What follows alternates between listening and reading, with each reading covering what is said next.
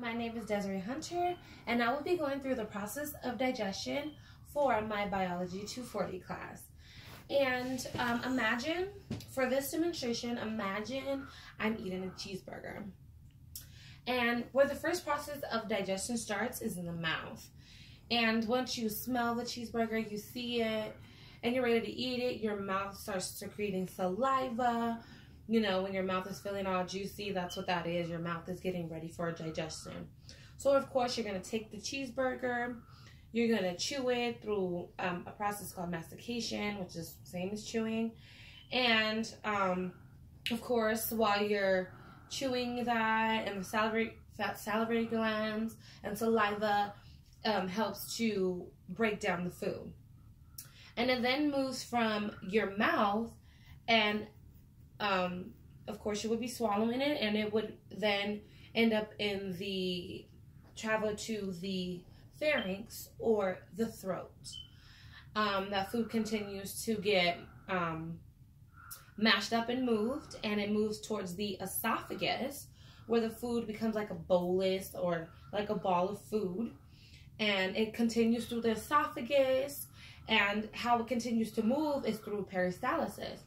And what peristalsis is like wave-like movements, sort of similar to contractions, where it moves the babies down. It's the same in the esophagus, where it, you know, propels that food and moves it through peristalsis, and from there, through the esophagus, it moves to this stomach.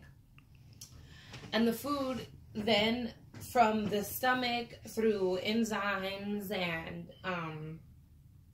gastric juices and all that, the food continues to be broken down into smaller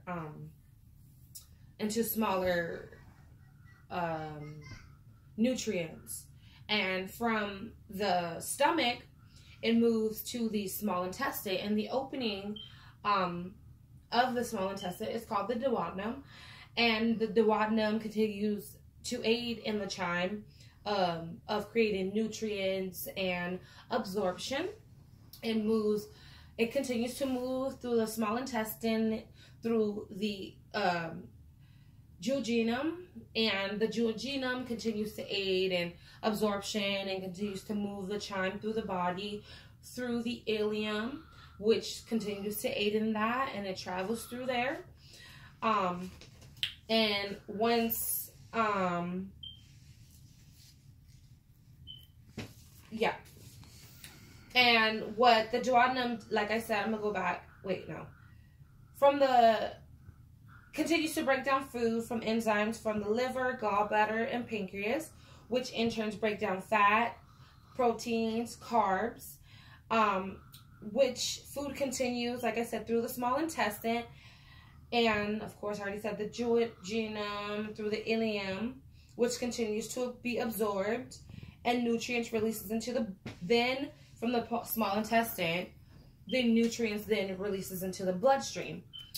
And the from the small intestine, all the things that was absorbed by the body, all the unwanted nutrients and things like that, is then moved through the small intestine along with water.